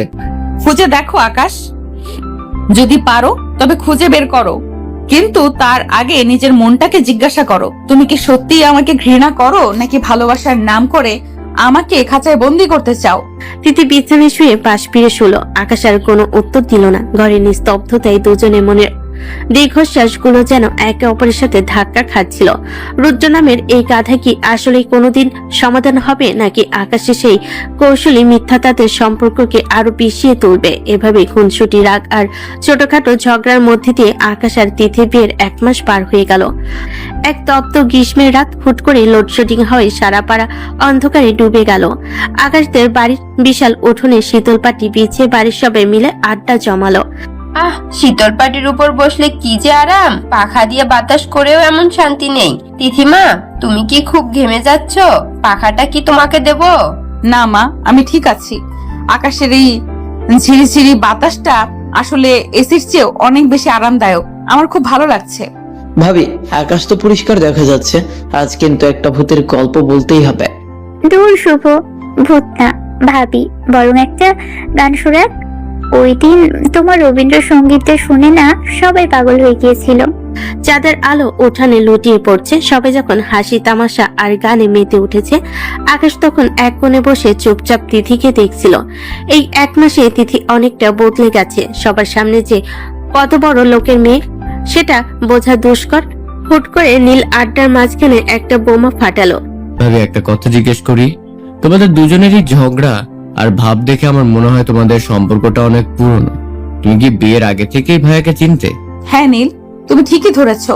আসলে আমরা একে অপরকে আগে থেকেই চিনতাম, তবে সেটা যে বিয়ের পর এইভাবে সামনে আসবে তা ভাবিনি। নীলের এই আশঙ্কিক প্রশ্নে উঠানে সবার কথাবার্তা থেমে গেল। আকাশের মা, চাচিরা, এমনকি ছোট বাচ্চারাও কৌতূহলী চোখে তিথির দিকে তাকলো। তিথি নিজের কানকে বিশ্বাস করতে পারছিল না। এই গোপন কথাটি তো কারো জানার কথা ছিল না। আকাশের কপালেও তখন চিন্তার ভাঁজ। এ কি নীল, তুই এসব কি বলছিস? ওদের বিয়ে তো ওদের বাবারা ঠিক করেছে, ও আগে থেকে চিনতে যাবে কেন? না মা, আমার কেন জানি মনে হয় ভাইয়া আর ভাবি যখন কথা বলে তখন তাদের মধ্যে এক ধরনের পুরনো অধিকার কাজ করে। কি ভাবি, আমি কি ভুল বলেছি? ও মা, বলো কি মা? তোমরা আগে থেকেই একে অপরকে চিনতে? কই, আকাশ তো কোনোদিন বলেনি। আসলে আমরা এই কলেজে পড়তাম। আমি তখন ছিলাম ইন্টার ফার্স্ট ইয়ারে, আর তোমার ভাই সবেমাত্র ভর্তি হয়েছিল। কলেজের বড় বড় করিডোরে আমাদের প্রায় দেখা হতো। তবে মজার ব্যাপার হলো, আমরা তখনও জানতাম না যে আমাদের বাবারা একে অপরের এত কাছের বন্ধু। হ্যাঁ মা, চেনা বলতে জাস্ট হাই হ্যালো টাইপ। কলেজে ও তো ছিল অনেক দামি দামি ঘরের মেয়ে, আর আমি ছিলাম সাধারণ, তাই ওভাবে কোনোদিন গল্প করা হয়নি। আমাদের পরিচয়টা আসলে কলেজের সীমানাতেই ছিল। ওরে বাবা, এটা তো সিনেমার মতো গল্প। ভাবি, তার মানে ভাইয়া কি কলেজে আপনার প্রেমে পড়েছিল? তাই কি ভাইয়া বিয়েতে এত সহজে রাজি হয়ে গেল? প্রেমে পড়ার কথা তো তোমার ভাই ভালো বলতে পারবে পিউ। আমি তো শুধু জানতাম ওই ছেলেটা অনেক জেদি আর একরোখা। কলেজের দিনগুলোতে ও আমাকে অনেক জ্বালিয়েছে। বাহ, এত খুব চমৎকার একটা খবর। জানতাম না আমার ভাতিজা এত লাজুক যে আগে কাউকে এসব বলেনি। তা মা, তিথি, কলেজে আকাশ কেমন ছিল? ও কি পড়াশোনায় ভালো ছিল, নাকি কেবল টোটো করে ঘুরে বেড়াতো? ও খুব মেধাবী ছিল চাচা, কিন্তু তার চেয়েও বেশি ছিল জেদি। যে কাজটা একবার করবে ভাবতো সেটা করেই ছাড়তো। তবে ওর এই জেদটাই কখনো কখনো সমস্যার কারণ হয়ে দাঁড়াতো। তিথি যখন আকাশের দিকে তাকিয়ে কথাগুলো বলছিল, আকাশে মনে হলো তিথি যেন ইঙ্গিতে কলেজে সেই পুরনো ভুলের কথাই মনে করিয়ে দিচ্ছে। উঠানের পরিবেশটা হাসি খুশি থাকলেও আকাশ আর তিথির মাঝখানে সেই পুরনো স্মৃতির এক অদ্ভুত ঠান্ডা হাওয়া বয়ে গেল। নীল আর পিউ মিলে তাদের নিয়ে আরো মস্করা শুরু করলো, কিন্তু আকাশে মন পড়ে রইল অতীতে। ভাইয়া, ভাবি যখন কলেজে ছিল তখন নিশ্চয়ই অনেক ছেলের লাইন লাগতো। তুমি কিভাবে ভাবিকে ম্যানেজ করলে সেটা তো একদিন বলতে হবে। সময় হলে সব শুনবি নীল। এখন বেশি কথা না বলে পাখাটা ঘোরা। লোডশেডিং এ এমনিতেই গরম লাগছে, তার উপর তোর আজে বাজে প্রশ্নে মাথা আরো গরম হচ্ছে। আকাশ উঠে গিয়ে উঠোনের এক কোণে গিয়ে দাঁড়ালো। তিথি জানতো আকাশ এখন ভেতরে ভেতরে অস্থির হয়ে আছে। কলেজে সেই দিনের ঘটনাটা আজ আবার তাদের সামনে এসে দাঁড়িয়েছে। সবাই যখন হাসছে তখন তিথি মনে মনে ভাবছিল কলেজে সেই জেদি আকাশ আর আজকের এই শান্ত আকাশের মধ্যে পার্থক্য ঠিক কতটুকু। আকাশ একটি ছোট্ট বেসরকারি প্রতিষ্ঠানের অপারেশনাল টিমের সাধারণ এক কর্মী হিসেবে চাকরি করে। আজ অফিস জুড়ে সাজ রব। শোনা যাচ্ছে হেড অফিস থেকে নতুন এক বস আজ জয়েন করবে। আকাশ তার ডেস্কে বসে ফাইলের স্তূপে মুখ গুজে কাজ করছিল। কে বস হয়ে আসছে সে বিষয়ে তার খুব একটা মাথা ব্যথা ছিল না। কিরে আকাশ, ফাইলপত্র সব গুছিয়ে রাখ। নতুন বস কিন্তু খুব কড়া ধাতের মানুষ বলে শুনলাম। একটু এদিক সেদিক হলে নাকি চাকরি নাট। আসুক না সজল, আমাদের কাজ আমরা ঠিক মতো করলেই হলো। বস যেই হোক, নিয়ম মেনে চললে কোনো সমস্যা হওয়ার কথা নয়। আমি তো আর ফাঁকি দিচ্ছি না। ঠিক 10টার সময় অফিস করিডোরে হাই হিলের শব্দ শোনা গেল। অফিসের সবাই তটস্থ হয়ে নিজের সিটে দাঁড়িয়ে পড়ল। আকাশও অনিচ্ছা সত্ত্বেও মাথা তুলে সামনের দিকে তাকালো, কিন্তু সামনের মানুষটিকে দেখা মাত্রই আকাশের হাতের কলমটা মেঝেতে পড়ে গেল। Good morning everyone. আজ থেকে আমি আপনাদের এই টিমের লিড হিসেবে কাজ শুরু করেছি। আশা করি আপনাদের সবার পূর্ণ সহযোগিতা পাবো। আকাশ নিজের চোখকেও বিশ্বাস করতে পারছে না। এতগুলো বছর পর রুহি ঠিক তার চোখের সামনে দাঁড়িয়ে। রুহি যখন সবার দিকে তাকিয়ে পরিচিত হচ্ছিল, হুট করে তার নজর গিয়ে থামলো আকাশের উপর। রুহি ঠোঁটের কোণে এক চিলতে রহস্যময় হাসি ফুটে উঠল, যা দেখে আকাশের বুক কেঁপে উঠল। আকাশ, তুমি এখানে? আমি তো ভাবতেও পারিনি আমাদের আবার এভাবে দেখা হবে। পৃথিবীটা সত্যিই খুব ছোট, তাই না আকাশ? তুমি এখানে? রুহি, তুমি এই কোম্পানির বস হয়ে আসবে আমি কল্পনাও করিনি। তুমি এত বছর পর কেন সামনে এলে? কেন আকাশ, আমি কি বস হওয়ার যোগ্য নই? সজল সাহেব, আকাশ আমার পুরনো পরিচিত। আপনারা সবাই কাজ শুরু করুন। আমি আকাশের সাথে একটু আলাদা কথা বলবো। আকাশ, তুমি আমার কেবিনে এসো। অফিসের বাকি সবাই কৌতূহলী চোখে আকাশের দিকে তাকাতে লাগলো। আকাশ ঘামছে। রুহি ধীর পায়ে তার কেবিনের দিকে এগিয়ে গেল আর আকাশ রোবটের মতো তাকে অনুসরণ করলো। কেবিনের ভিতর ঢুকতেই রুহি চেয়ারে হেলান দিয়ে বসলো। রুহি, তুমি এখানে কেন এসেছো? আমাদের মাঝে যা ছিল সব তো বহু বছর আগেই শেষ হয়ে গেছে। এখন কেন আবার আমার সামনে এসে দাঁড়ালে? কেন, তুমি কি ভেবেছিলে আমি তোমার জীবন থেকে সরে যাব? কিছুতেই যাব না আকাশ, কখনোই না। আমি আগে যেটা পারিনি এখন সেটা করে ছাড়বো। দেখে নিও তুমি। তুমি কি পাগলামি শুরু করলে রুহি? আমি এখন বিবাহিত, আমার একটা সংসার আছে। তিথি এখন আমার স্ত্রী। তুমি দয়া করে আমাদের জীবনে নতুন করে অশান্তি ডেকে এনো না। তিথি? ও সেই বড় লোকের জেদি মেয়েটা? সে তোমাকে কতটুকু চেনে আকাশ? আমি তোমাকে যতটা চিনি সে তার অর্ধেকও চেনে না। আমি এসেছি আমার অধিকার বুঝে নিতে। তুমি আগে যা কেড়ে নিয়েছিলে, এবার আমি তার সুদে আসলে উসুল করব। রুহি, আমি হাত জোর করছি, এটা অফিস। এখানে কাজের বাইরে অন্য কিছু এনো না। আমি সামান্য একটা চাকরি করি। দয়া করে আমার রুটি রুজি কেড়ে নিও না। তোমার চাকরি যাবে কি থাকবে সেটা এখন আমার ইশারার উপর নির্ভর করছে আকাশ। এখন যাও, নিজের ডেস্কে গিয়ে বসো। আর মনে রেখো, এখন থেকে প্রতিদিন তোমাকে আমার চোখের সামনে থাকতে হবে। আমাদের অনেক না বলা গল্প এখনো বাকি। আকাশ টলমল পায়ে কেবিন থেকে বেরিয়ে এলো। তার মাথায় আকাশ ভেঙে পড়ার মতো অবস্থা। সে ভাবছিল তিথির কথা। তিথি যদি জানতে পারে যে তার অফিসের বস আর কেউ নয়, স্বয়ং রুহি, তবে ঘর আর বাইরে সব শান্তি এক নিমিষে শেষ হয়ে যাবে। অফিস থেকে ফেরার পর থেকেই আকাশের চেহারাটা একদম ফ্যাকাশে হয়ে আছে। অন্যদিন সে বাড়িতে ঢুকে তিথিকে কোনোভাবে বিরক্ত করার সুযোগ খোঁজে। কখনো তার কাজের সমালোচনা করে, কখনো বা জোর করে তিথির কাছাকাছি বসার চেষ্টা করে। কিন্তু আজ আকাশ যেন পুরোপুরি এক অন্য মানুষ। সে সোজা ঘরে ঢুকে অন্ধকার বারান্দায় গিয়ে একা চুপচাপ দাঁড়িয়ে রইল। আকাশ তুমি কি ফিরেছো? আমি তোমার জন্য চা বানিয়ে এনেছি, তুমি হাত মুখ ধুয়ে বারান্দা থেকে ঘুরে এসো। চা টেবিলের উপর রেখে দিন, আমার এখন ভালো লাগছে না, পরে খেয়ে নেব। এ কি, শরীর খারাপ নাকি? অন্যদিন তো চা হাতে দেওয়ার আগেই তুমি 100টা কথা বলো, আজ এমন মুখ চুন করে বসে আছো কেন? অফিসে কি কোনো ঝামেলা হয়েছে? অফিসের কাজে সব সময় তো আর একরকম যায় না তিথি, আমি একটু একা থাকতে চাইছি। দয়া করে এখন আমাকে বিরক্ত করবেন না, আপনি আপনার কাজ করুন। তিথি কিছুক্ষণ অবাক হয়ে আকাশের পিঠের দিকে তাকিয়ে রইল। বিয়ের পর থেকে আকাশ সবসময় তিথির আশেপাশে ঘুরঘুর করছে। তিথি এড়িয়ে চলতে চাইলেও আকাশ কোনো না কোনো ছুতোয় তার সামনে এসেছে। এমনকি কয়েকবার তো জোর করে তিথির খুব কাছাকাছি এসে তাকে রাগানোর চেষ্টা করেছে। আজ এই আকাশের এমন নির্লিপ্ত ব্যবহার তিথির মনে খটকা তৈরি করলো। আকাশ, আমি তোমাকে অনেকবার ইনি বিনিয়ে জিজ্ঞেস করার চেষ্টা করছি যে তোমার কি হয়েছে, তুমি কি আমার সাথে কথা বলবে না?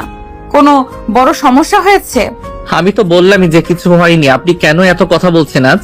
অন্যদিন তো আপনি জানি না আমি আপনার সামনে থাকি, আজ যখন আমি দূরে সরে আছি তখন আপনার এত মাথা ব্যথা কেন? আমার মাথা ব্যথা না আকাশ, আমার অদ্ভুত লাগছে, কারণ তোমার এই শান্ত হয়ে থাকাটা স্বাভাবিক না। তুমি কি কোনো ঋণের দায়ে পড়েছো, নাকি নতুন বসের কাছে বকা খেয়েছো? আপনি এখন বাইরে যান তিথি, আমি একটু ঘুমানোর চেষ্টা করব, রাতের খাবারের সময় আমাকে ডাকার প্রয়োজন নেই, আমার খিদে নেই।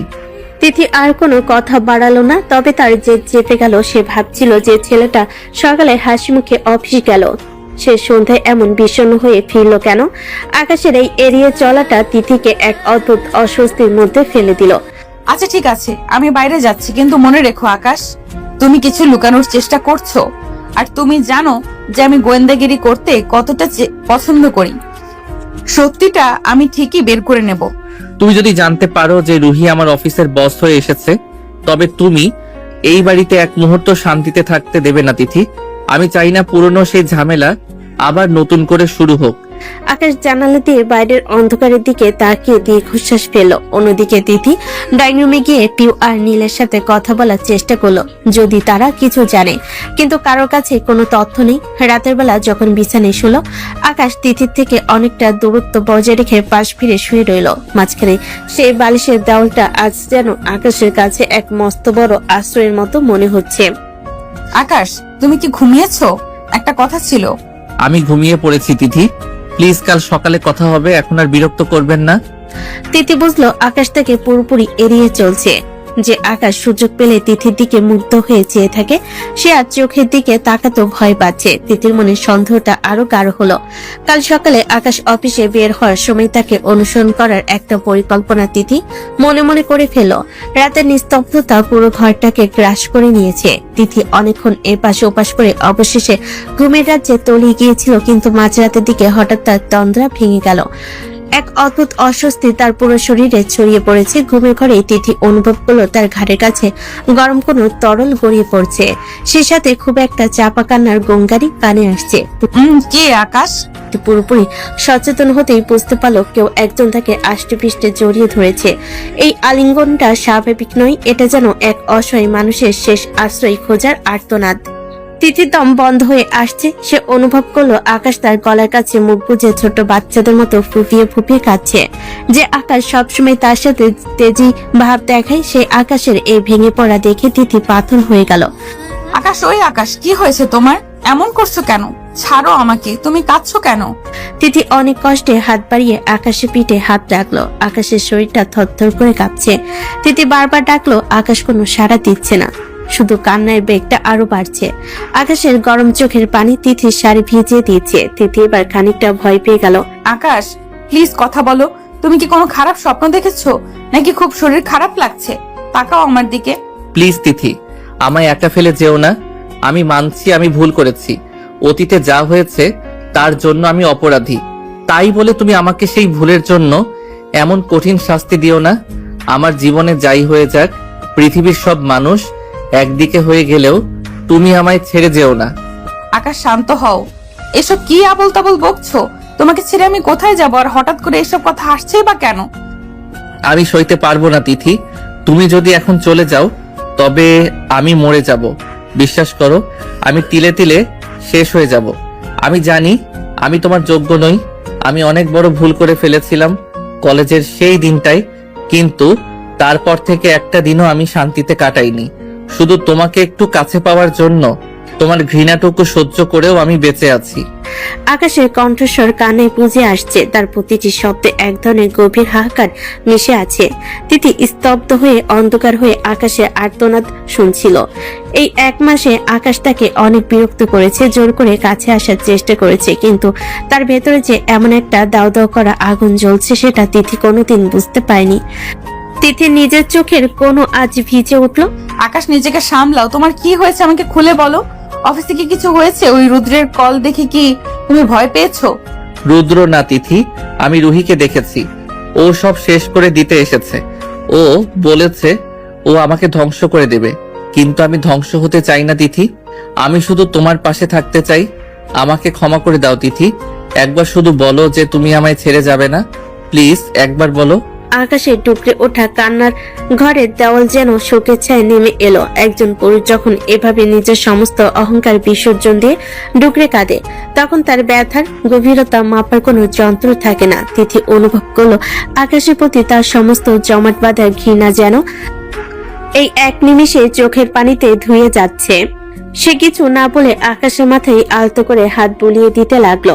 চুপ করো আকাশ, রাত অনেক হয়েছে, বাড়ির সবাই জেনে যাবে আমি কোথাও যাচ্ছি না। অন্তত আজ রাতে তো বটেই। তুমি শান্ত হও। আকাশ তিথির বুকের মাঝে মুখ লুকিয়ে ছোট ছোট দীর্ঘশ্বাস ফেলতে লাগলো। তার সেই শক্ত হাতগুলো তিথিকে যেন এক অবুঝ আকুলতায় জাপটে ধরে রেখেছে। অন্ধকারের মাঝেও তিথি দেখতে পেল আকাশের চোখের পানির উজ্জ্বলতা। আজ তিথি বুঝতে পারল ঘৃণা আর ভালোবাসার মাঝখানে রেখাটা কত সূক্ষ্ম। আকাশের এই করুণ অবস্থা দেখে তিথির মনটা আজ এক অজানায় হাহাকারে ভরে উঠল। নিস্তব্ধ রাত, ঘড়ির কাঁটায় টিক টিক শব্দ ছাড়া আর কোনো শব্দ নেই। আকাশের কান্নার বেগ ধীরে ধীরে কমে এলো, তার শরীরে কাঁপুনি থামেনি। তিথি পুরোপুরি অবাক হয়ে অন্ধকারে আকাশের মুখটা দেখার চেষ্টা করছিল। অন্যদিকে হলে আকাশ এভাবে হুট করে জড়িয়ে ধরলো, তিথি তাকে ঝটকা দিয়ে সরিয়ে দিত কিংবা রাগে চিৎকার করে বাড়ি মাথায় করত। কিন্তু আজকের পরিস্থিতি একদম ভিন্ন। আকাশের কানে এমন এক হাহাকার ছিল যা তিথির মনে সমস্ত দেওয়াল ভেঙে চুরমার করে দিয়েছে। শান্ত হও আকাশ, আমি তো এখানেই আছি, কোথাও যাচ্ছি না। তিথি আজ আর আকাশকে নিজে থেকে সরিয়ে দিল না, বরং তার একটি হাত আকাশের পিঠে আর অন্য একটি হাত আকাশের চুলে বিলি কেটে দিতে লাগলো। অবুঝ শিশুর মতো আকাশ তিথির বুকে মুখ গুজে পড়ে রইল। তিথির স্পর্শ পেয়ে আকাশের দীর্ঘশ্বাসগুলো ধীরে ধীরে স্বাভাবিক হতে শুরু করলো। একসময় কান্নার ক্লান্তিতে আকাশ তিথিকে আষ্টিপৃষ্টে জড়িয়ে ধরা অবস্থাতেই গভীর ঘুমে তলিয়ে গেল। অনেকক্ষণ কেটে গেছে। তিথির তন্দ্রা আসছিল, কিন্তু সে ঘুমাতে পারল না। সে অনুভব করলো আকাশের হাতগুলো ঘুমের মাঝেও তাকে শক্ত করে ধরে রেখেছে, যেন একটু আগলা হলে তিথি হারিয়ে যাবে। জানালার ফাঁক দিয়ে আসা চাঁদের হালকা আলো আকাশের ঘুমন্ত মুখের উপর পড়ছে। তিথি অপলক দৃষ্টিতে সে মুখের দিকে তাকিয়ে রইল। এই তো সেই জেদি ছেলেটা যে কিনা সারাদিন তাকে জ্বালিয়ে মারে, অথচ এখন তাকে কতটা নিরাপদ আর অসহায় লাগছে। পাগল একটা, কোথায় যাব তোমাকে আমি ছেড়ে বলো? তুমি কি ভেবেছো তুমি সব সময় আমার অভিনয়, অভিমান আর রাগটাই দেখেছো? আমার ভালোবাসাটা কোনোদিন দেখোনি। তিথি খুব নিচু স্বরে কথাগুলো বলল, যেন পাশে আকাশের ঘুম ভেঙে না যায়। তিথি নিজের চোখেও আজ জলে টলমল করছে। তার মনে পড়ে গেল সেই পুরনো দিনগুলোর কথা, যেখান থেকে সবকিছু শুরু হয়েছিল। আমার ভালোবাসাটা যে ঠিক কতটা গভীর ছিল আকাশ, সেটা তুমি কোনোদিনও বুঝতে চাওনি। আর সেই ভালোবাসা আগেও ছিল, এখনো আছে, আর আজীবন থাকবে। আমি শুধু তোমার ওই একটা ভুলের মাসুল দিচ্ছিলাম, কিন্তু আজ তোমার এই কান্না দেখে আমার সব জেদ যেন ধুলোয় মিশে গেল। তোমাকে এইভাবে একা ফেলে যাওয়ার কথা আমি স্বপ্নেও ভাবতে পারি না। ধীরে ধীরে নিজের মুখটা আকাশের কপালে ছোঁয়ালো। অনেক সময় ধরে আকাশের কপালে গভীর এক ভালোবাসার চুম্বন এঁকে দিল সে। সেই চুম্বনে কোনো ঘৃণা ছিল না, ছিল না কোনো চুক্তি, ছিল কেবল পরম নির্ভরতা আর আজন্ম লালিত ভালোবাসা। আকাশ ঘুমের ঘরে একটু নড়চড়ে বসলো এবং তিথিকে আরো কাছে টেনে নিল। তিথিও আজ আর কোনো দূরত্ব রাখলো না। সেও আকাশের বাহু ধরে নিজেকে সঁপে দিয়ে চোখ বুঝলো। কিন্তু তিথির মনের এক কোণে রুহি নামটি কাটার মতো বিচ্ছে। আর মনে মনে ভাবছে, কে এই রুহি? আকাশ কেন তাকে দেখে এত ভয় পাচ্ছে? কলেজে সেই ভুলের সাথে কি এই রুহি জড়িয়ে আছে? তিথি মনে মনে প্রতিজ্ঞা করলো, আকাশ তাকে না বললেও সে নিজ থেকেই সব খুঁজে বের করবে। তার ভালোবাসার মানুষের চোখের পানি ঝরানোর সাহস দিয়ে দেখিয়েছে তাকে তিথি সহজে ছেড়ে দেবে না। অন্ধকার ঘরে এক নতুন লড়াইয়ের শপথ নিল তিথি, যেখানে সে আর আকাশ আর দুই মেরুর বাসিন্দা নয়, বরং এক ছাদের নিচে দুই শরীর এক প্রাণ। সকালে সেই আবেগঘন মুহূর্তের পর আকাশ অফিসে চলে গিয়েছিল বেশ চুপচাপ ভাবে। তিথি মনে সারাদিন এক অদ্ভুত অস্থিরতা কাজ করছিল। বিকেলে পিউ অনেক জেদ ধরলো তাকে নিয়ে শপিং মলে যাওয়ার জন্য। তিথি ভাবলো মনটা একটু হালকা হবে, তাই পিউকে সাথে নিয়ে সে শহরের বড় একটা শপিং মলে এলো। ভাবি দেখো এই ড্রেসটা কত সুন্দর, এটা কি আমার গায়ে মানাবে? তুমি ওদিকে কি দেখছো ভাবি? তিথি শপিং মলের কাছের দেওয়াল দিয়ে পাশের রেস্টুরেন্টের দিকে তাকিয়ে থমকে দাঁড়িয়ে গেল। তার কপালে চিন্তার ভাঁজ পড়ল। দূরে একটা কেবিনে আকাশ বসে আছে, তার দিকে ঠিক উল্টো পাশে বসে আছে একটা মেয়ে। তিথি নিজের চোখকে বিশ্বাস করতে পারল না। সে ধীর পায়ে রেস্টুরেন্টের কাছের দেওয়ালের দিকে এগিয়ে গেল। ভেতরটা পরিষ্কার হতে তিথির মাথায় যেন আকাশ ভেঙে পড়ল। রুহি, এত বছর পর ও কোথা থেকে এলো? আর আকাশ ওর সাথে কি করছে? তিথি সরাসরি রাগে আর অভিমানে কাঁপতে লাগলো। কাল রাতে যে মানুষটা তার বুকে মুখ গুজে কাঁদছিল, আজ সে আবার রুহির সাথে বসে আছে। তিথি চাইলো ভেতরে গিয়ে একটা সিনকেট করতে, কিন্তু সে নিজেকে সামলে নিল। সে দেখতে চাইলো রুহি আসলে কি চাই। রুহি তখন হাসছে আর আকাশের হাত ধরার চেষ্টা করছে। পিউ হুট করে চিৎকার করে উঠল। আরে ওটা তো বড় ভাইয়া। ভাইয়া এখানে কার সাথে বসে আছে? ভাবি ভাইয়া না ওটা? পিউ কথাটা এত জোরে বললো যে রেস্টুরেন্টের ভেতরে থাকা আকাশ আর রুহি দুজনের কানে তা পৌঁছে গেল। আকাশ চমকে পাশে তাকাতে দেখলো তিথি আর পিউ বাইরে দাঁড়িয়ে আছে। তিথির শান্ত কিন্তু জ্বলন্ত চোখের চাহনি দেখে আকাশের পায়ের তলা থেকে মাটি সরে গেল। সে ভয়ে থতমত খেয়ে রুহির হাত এক চটকে সরিয়ে দিয়ে চেয়ার ছেড়ে দাঁড়িয়ে পড়ল। কি হলো আকাশ, ভয় পাচ্ছ কেন? ও তো তোমার সেই আদুরে বউ তিথি। আসুক না, আমরা সবাই মিলে না হয় একসাথে কফি খাই। তিথি একটা শব্দ করলো না। তার চোখের কোণে জল চিকচিক করছে, কিন্তু সে নিজেকে দুর্বল হতে দিল না। সে পিওর হাত শক্ত করে ধরল। পিউ চলো এখান থেকে, আমাদের শপিং করা হয়ে গেছে, আর কোনো কথা নয়, চলো। কিন্তু ভাবি ভাইয়া তো ওখানে। আমি বলেছি চলো পিউ। তিথি পিওর হাত ধরে প্রায় টেনে হিসেবে শপিং মলের বাইরে নিয়ে আসতে লাগলো। তার মনে হচ্ছে কাল রাতের আকাশে সেই কান্না, সেই আকুতি সব মিথ্যা ছিল। তবে কি আকাশ তাকে আবারও ঠকালো? আকাশ পাগলের মতো রেস্টুরেন্ট থেকে বেরিয়ে তিথির পিছু নিল। চুপ করো রুহি, তুমি জানো না তুমি কি করছো। তিথি, তিথি শোনো। তিথি, একটাবার আমার কথা শোনো। তুমি যা দেখছো তা সত্যি নয়। রুহি আমার অফিসের বস হয়ে এসেছে। ও আমাকে জোর করে এখানে নিয়ে এসেছে। তিথি দাঁড়াও। তিথি কোনো কথা না শুনে একটা রিক্সায় উঠে পড়ল। আকাশ দৌড়ে সে রিক্সাটা ধরার চেষ্টা করলো, কিন্তু তিথি রিক্সা চালককে জোরে চালাতে বলল। আকাশ মাঝ রাস্তায় দাঁড়িয়ে হাঁপাতে লাগলো। তার মনে হলো আজ বুঝি সব সত্যি শেষ হয়ে গেল। তিথি কি সত্যি তাকে ভুল বুঝে চিরতরে ছেড়ে চলে যাবে? রিক্সায় বসে তিথি রাস্তার দিকে তাকে নিজেকে সামলানোর চেষ্টা করছিল, কিন্তু তার মনের ভেতর রুহি সেই রহস্যময় হাসি আর আকাশের অপরাধী মুখটা বারবার ভেসে আসছিল। আকাশ হন্তদন্ত হয়ে দৌড়ে বাড়ির সামনে এসে থামলো। তার বুক ধড়ফড় করছে, কপালে ঘাম জমেছে। সে ভেবেছিল বাড়িতে এসে দেখবে তিথি হয়তো ব্যাগ গুছিয়ে চলে যাওয়ার প্রস্তুতি নিচ্ছে, কিন্তু ডাইনিং রুম পেরিয়ে বারান্দার দিকে তাকাতে আকাশ থমকে গেল। তিথি খুব শান্তভাবে বারান্দার গ্রিল ধরে দাঁড়িয়ে আছে। আকাশকে দেখে তিথি মুখ ফিরিয়ে একটা রহস্যময় মুচকি হাসি দিল। কি হলো আকাশ, অত হাঁপাচ্ছ কেন? ভয় পেয়েছো নাকি? মনে করেছো আমি সব দেখে ফেলে রাগে দুঃখে বাবার বাড়ি চলে গেছি? তিথি, আমি আসলে যা হয়েছে তা বলতে চাইছি। তুই প্লিজ আমাকে ভুল বুঝো না। একদমই না আকাশ, আমি অতটা কাছে মেয়ে নই। কাল রাতে যখন তুমি মাঝরাতে ওভাবে জড়িয়ে ধরে আজব ব্যবহার করছিলে, তখনই আমি সন্দেহ করেছিলাম যে তোমার অফিসে কিছু না কিছু একটা অবশ্যই হয়েছে। আজ সকালেই আমি আব্বুকে দিয়ে খোঁজ লাগিয়ে সব জানতে পেরেছি। তোমার সেই পুরনো প্রেমিকা রুহি তোমার অফিসের বস হিসেবে জয়েন করেছে। সেটা আমি অনেক আগে থেকেই জেনে গেছি। তিথি, বিশ্বাস করো, তুমি যেমনটা ভাবছো তেমন কিছুই না। রুহি আর আমি আজকে একটা বিজনেস মিটিং এর কারণে ওই রেস্টুরেন্টে গিয়েছিলাম। এটা সম্পূর্ণ অফিসের কাজ ছিল। তুমি প্লিজ আমাকে ভুল বুঝো না। আমি রুহিকে কোনোভাবেই প্রশ্রয় দিচ্ছি না। Business meeting? বা আকাশ, তোমার বস কি বিজনেস মিটিং এর মাঝখানে তোমার হাত ধরারও পারমিশন দিয়ে দেয়? আমি তো নিজের চোখে দেখলাম রুহি তোমার কতটা কাছাকাছি হওয়ার চেষ্টা করছিল, আর তুমি তো ভয়ে একদম কুকড়ে গিয়েছিলে। দেখো তিথি, ও আমার বস। ও আমাকে নানাভাবে ব্ল্যাকমেইল করার চেষ্টা করছে। আমি খুব বিপদে আছি। আমি চাইনি তোমাকে এই ঝামেলার মধ্যে টেনে আনতে, তাই সব লুকিয়েছিলাম। লুকিয়েছিলে নাকি আমাকে দুর্বল ভেবেছিলে? রুহি ফিরে এসেছে বলে কি তুমি ভেবেছো আমি ময়দান ছেড়ে পালিয়ে যাব? রুহির চাল আমি কলেজে থাকতেই বুঝেছিলাম। আর এখন তো আমি তোমার বিবাহিত স্ত্রী। তুমি কাল রাতে যে কান্নাটা কেঁদেছো আমি সেটা বিশ্বাস করেছি আকাশ, কিন্তু আজ রেস্টুরেন্টে তোমার ওই অপরাধী মুখটা দেখে আমার খুব হাসি পাচ্ছিল। তুমি হাসছো তিথি? আমি ভাবলাম তুমি আমাকে ছেড়ে চলে যাবে, আর তুমি এখানে দাঁড়িয়ে মজা নিচ্ছ। আমি কেন যাব? এই বাড়ি আমার, এই মানুষগুলো আমার, আর সবচেয়ে বড় কথা তুমি আমার। আর রুহি বড় জোর তোমার বস হতে পারে, কিন্তু তোমার জীবনের মালিকও হতে পারবে না। ও এসেছে তোমাকে ধ্বংস করতে, আর আমি এখানে আছি তোমাকে আগলে রাখতে। তবে মনে রেখো আকাশ, আজকের পর যদি কোনো কথা লুকাও তবে কিন্তু আমি সত্যিই রুদ্রর কাছে চলে যাব।